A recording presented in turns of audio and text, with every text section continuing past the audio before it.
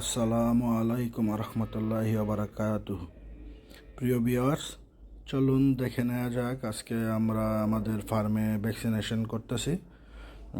আমরা মূলত আজকে ভ্যাকসিনেশন করতেছি এফএমডি বা খুরা রোগ, আপনারা যে নামই বলেন। আমরা আজকে আমাদের সমস্ত গাভী, ষাঁড়, বাছুর যা আছে সমস্ত গরুগুলাকে এফএমডি বা খুরা রোগের ভ্যাকসিন করতেছি। যদিও বা আমাদের ভ্যাকসিনের ডেট ছিল আরও 1 মাস পর, বাট আমরা একটু আগে দেওয়ার চেষ্টা করি যেন আমাদের ফার্মটা সুরক্ষিত থাকে।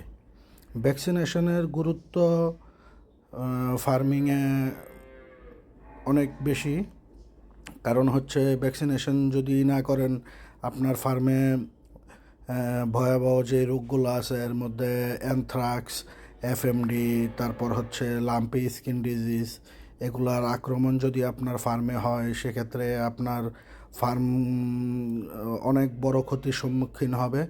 এই জন্য আমরা সমস্ত ভ্যাকসিনেশনগুলোই করি। আজকে মূলত করতেছি আমরা এফএমডি ভ্যাকসিন। আমরা কিছুদিন আগে 2 মাস আগে করেছি হচ্ছে আমাদের অ্যানথ্রাক্সের ভ্যাকসিন। আজকে আমরা করতেছি এফএমডি ভ্যাকসিন। দেন আমাদের আরও 2 মাস পরে ডেট হচ্ছে লাম্পি স্কিন ডিজিজ। এফএমডি রোগটা মূলত হচ্ছে ফুড অ্যান্ড মাউথ ডিজিজ। এই রোগ যখন ফার্মের দেখা দেয় তখন গরুর মুখ দিয়ে লালা ঝরে, জিহ্বাতে ঘা হয়, খুরাতে ঘা হয়, তখন গরুর নানাবিধ সমস্যা। আর এই রোগ থেকে মুক্তি পাওয়ার জন্যই আজকে আমরা ভ্যাকসিনেশন করতেছি।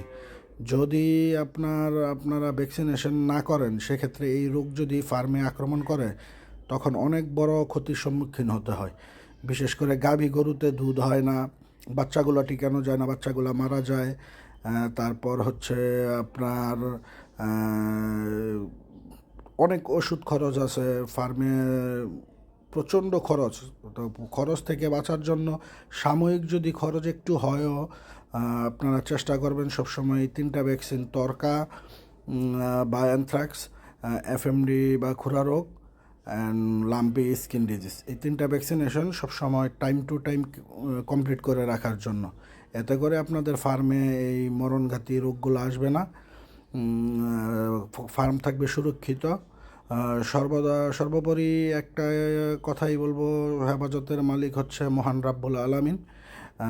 তারপরও আমাদের চেষ্টা করতে হবে। আমরা চেষ্টা করতেছি ভ্যাকসিনেশন দিয়ে আমাদের ফার্মকে সুরক্ষিত রাখার চেষ্টা করতেছি। বাকিটাও মহান আল্লাহ রাব্বুল আলামিনের দয়া। আর আপনাদের কাছে, আপনারা যারা গরু পালেন তারা তো জানেন এই রোগগুলা কত ভয়াবহ। আর যারা পালেন না তারা আশা করি আমার এই ভিডিওর মধ্যে থেকে জানতে পারবেন। আমি যতটুক জানি ততটুক জানানোর চেষ্টা করছি, যদিও বা আমি ওই রকমভাবে গুছিয়ে বলতে পারি নাই, তারপরও চেষ্টা করছি আপনাদের জন্য। আমাদের গাভীগুলোকে ভ্যাকসিনেশন কমপ্লিট হয়েছে। এখন আমাদের মিড সাইজ যেই বাছুরগুলো আছে ওইগুলোকে করা হচ্ছে।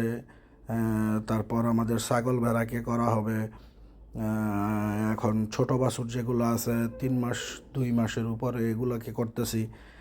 আমরা সমস্ত ফার্মের যত পশু আছে সমস্ত পশুকে আজকে ভ্যাকসিনেশন কমপ্লিট করব।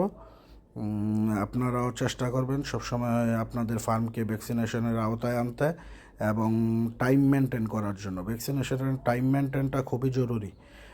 চেষ্টা করবেন ভ্যাকসিনেশনের টাইম থাকা অবস্থায় 15 দিন, 20 দিন বা 1 মাস আগে ভ্যাকসিনেশনটা করার জন্য। তো এতে করে কি হবে, আপনাদের ফার্মে কখনো রোগবালাই প্রবেশ করতে পারবে না। চেষ্টা করবেন সবসময় ফার্মকে পরিষ্কার পরিচ্ছন্ন রাখার জন্য। আর ফার্মে যদি রোগবালাই কম হয় তখন মালিক ভালো থাকে, এমপ্লয়িরা ভালো থাকে। আর ফার্ম যদি করতে হয় আপনি চেষ্টা করবেন সবসময় মালিক যে আছেন সে যেন ফার্মের তত্ত্বাবধানে থাকেন। যদি আপনি আপনার ফার্মে সময় দিতে না পারেন, আপনার যা কর্মচারী আছে তারা কিন্তু আপনার মতো দেখবে না।